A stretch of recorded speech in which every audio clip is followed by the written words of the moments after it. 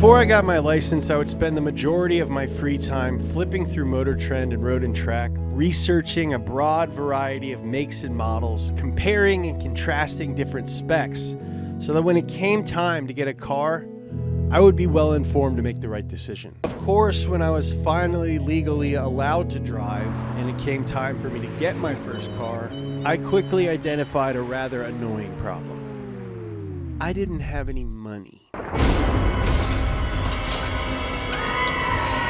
If I wanted anything to do with cars, especially cars that I thought were cool, my only hope was to find something old.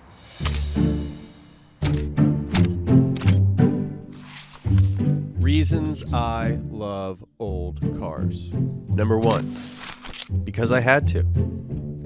I swapped out Motor Trend and Road and Track for Super Street and Sport Compact Car. I found Zilvia.net, VW Vortex, and my local forum, 502streets.com. I started to learn that there was so much more to cars than the stats that came from the factory. There was a community, a lifestyle.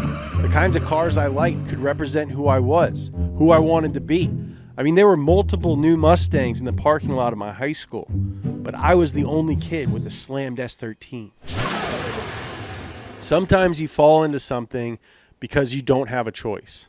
Your family's religion, your dad's favorite sports team, old cars. And at some point, that thing becomes such a formative part of you that by the time you do have a choice, you're still devout. You're still a fan. You still only like old boxes. So that is the first reason that I love old cars. But necessity ain't the only reason to love old cars. Number two, because they want to be modified. New cars are simultaneously easier and harder to modify than old ones. I'd say new cars are easier to find parts for, but old cars, they're simpler. There's less systems, less computers freaking out, telling you what to do.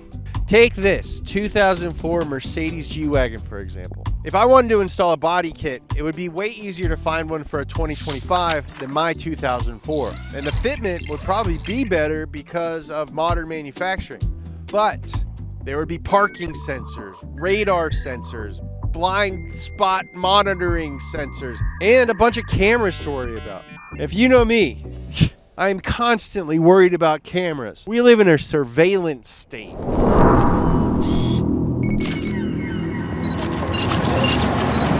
If I wanted to lift this old G-Wagon, the anti-rollover sensors would maybe cause some troubles. Now, this actually happened when I put these bigger tires on it.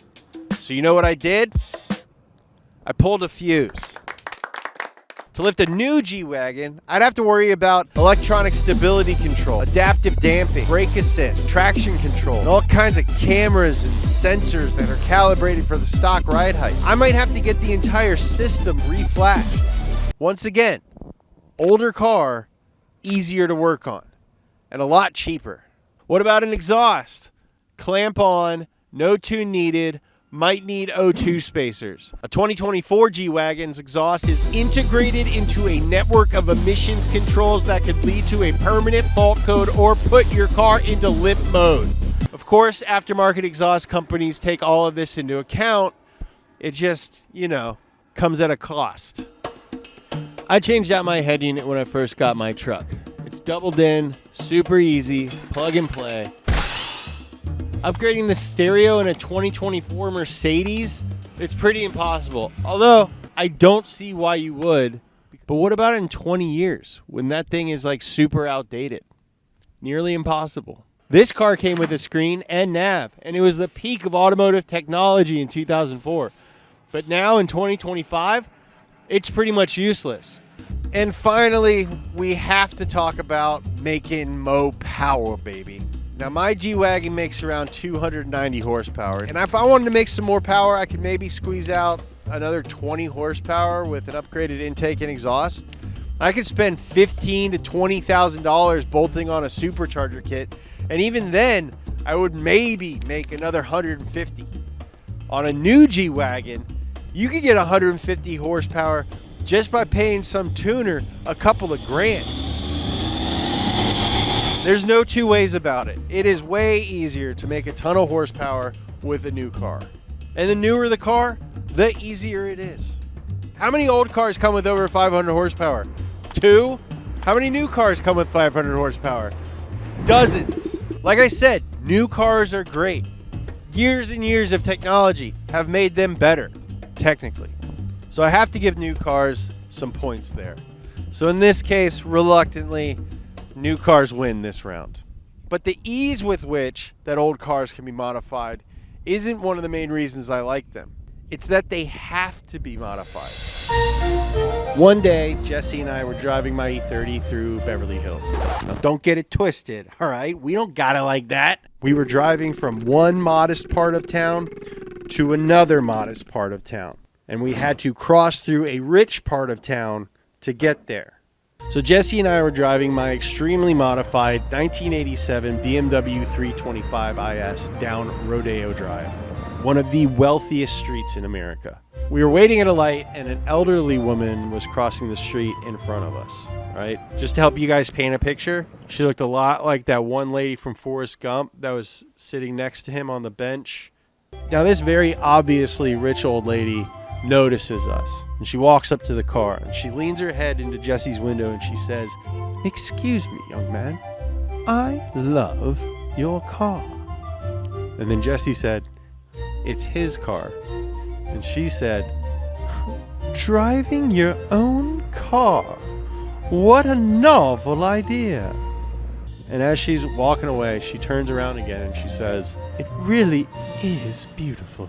It was a great moment. It made my whole day.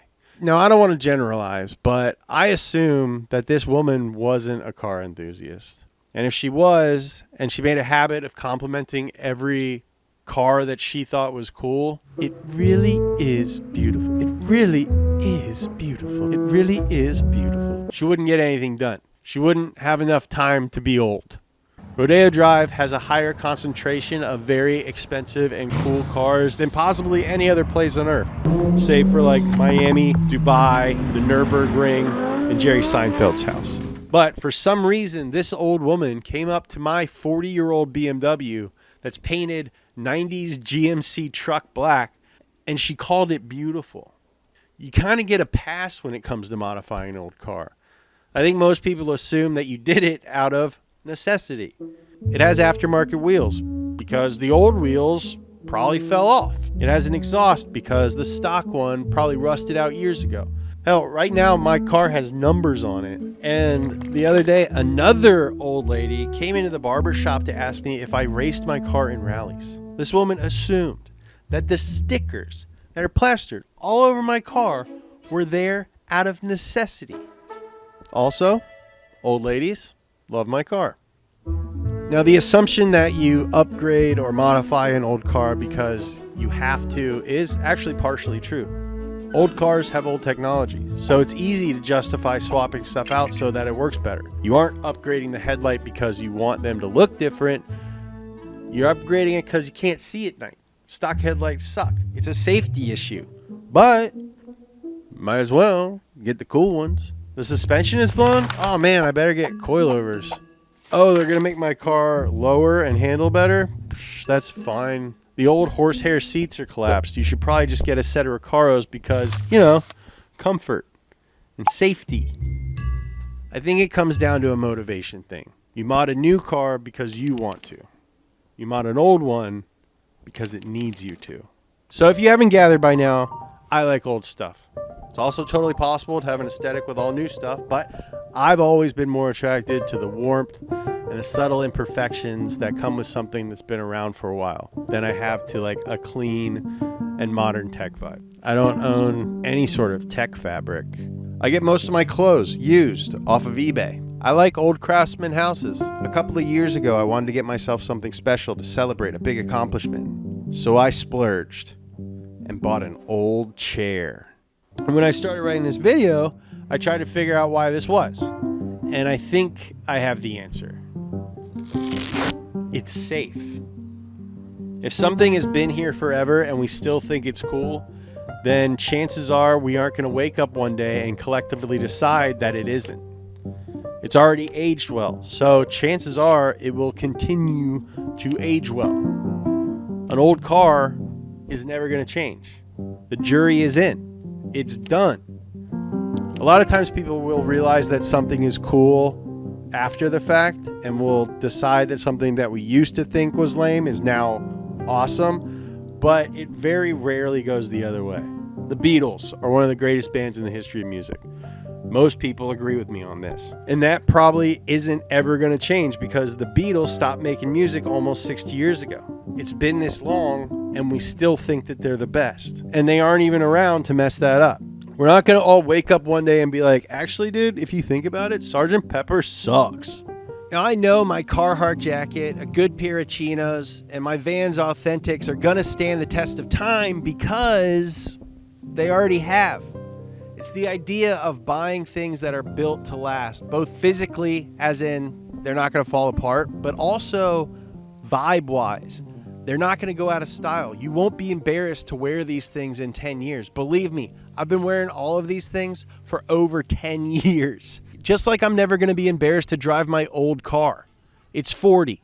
It's cool. Now, I wrote this part of the script weeks ago, before today's sponsor even hit us up. But I'm very excited that they did because it fits very well with this video and with this channel. So I am excited to thank Huckberry for sponsoring today's video. They're a one-stop shop for men's clothing and gear with everything from classics to more niche pieces. They carry the kind of high-quality apparel, footwear, and everyday gear that's actually built to last. And I know that you guys can appreciate that.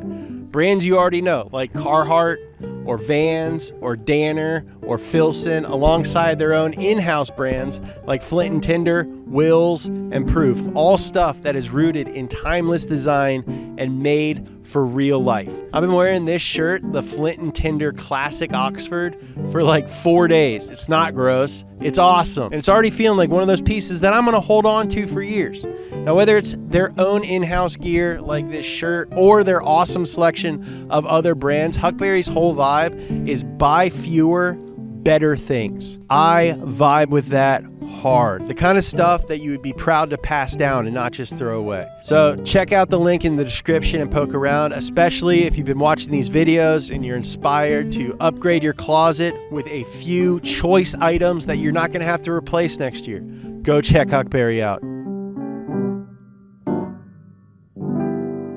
They got swim trunks, backpacks, and knives. What else do you need? Okay, next reason I like old cars. They're dangerous and slow. Now, we've all heard the phrase, it's more fun to drive a slow car fast than a fast car slow. And I would like to add to that. It's more exciting to drive a slow old car as fast as it will go when you're kind of scared that it might all rip apart at any moment. A lot of new cars don't even have engine noise. Old cars have everything noise. The seals are worn so you can hear the wind. The sound deadening sucks so you can hear the tires of the road. The transmission whines. The glove box squeaks. At least I hope that's the glove box. Is that a wheel bearing? Hope not. I have two cars with over 300 wheel horsepower that weigh less than 300 pounds. And I've done virtually nothing to make them any safer. They are anxiety inducing. And sometimes I think, man, I really should get a comfortable, safe daily driver.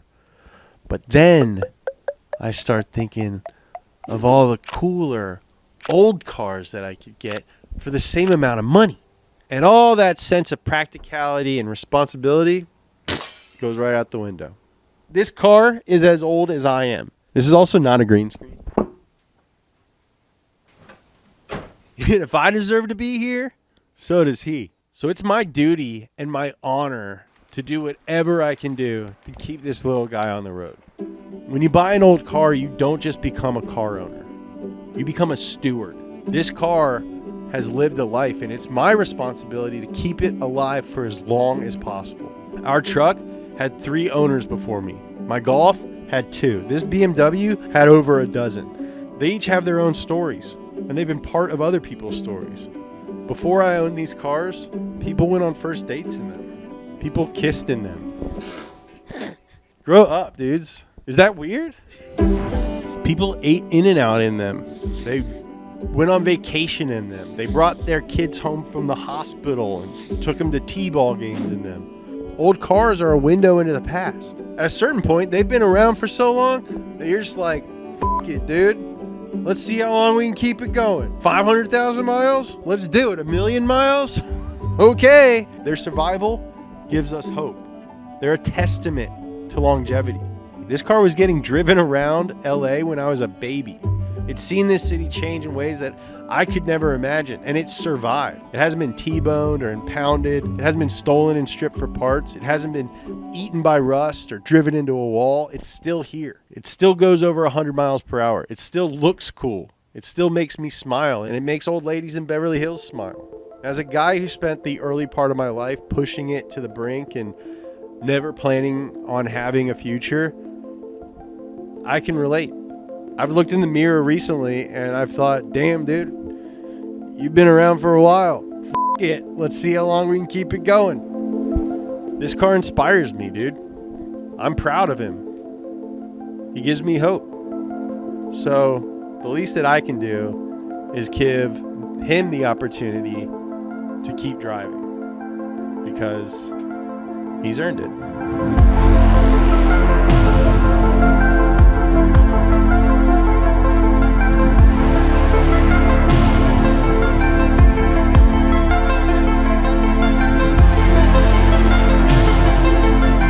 That's why I love old cars, but I want to hear why you guys love old cars. Let me know your reasons in the comments. I've posted a slideshow on my Instagram of a few old cars that I think are worth buying right now, so go check that out. Make sure you follow me over there. We also make clothes. Head over to speed.co. We put a lot of thought into our merchandise. It's extremely high quality, and just like these videos, it's a way for me and the rest of the team to express ourselves and a way for you to let the world know that you rock with us. If you want a discount on those clothes, we also have a membership program that is free to join. Pay tiers unlock different perks. We have a members only podcast where you can get to know the rest of the team. We talk about cars, life, technology. You can learn about that and everything else that we got going on over at speed.co. I love you.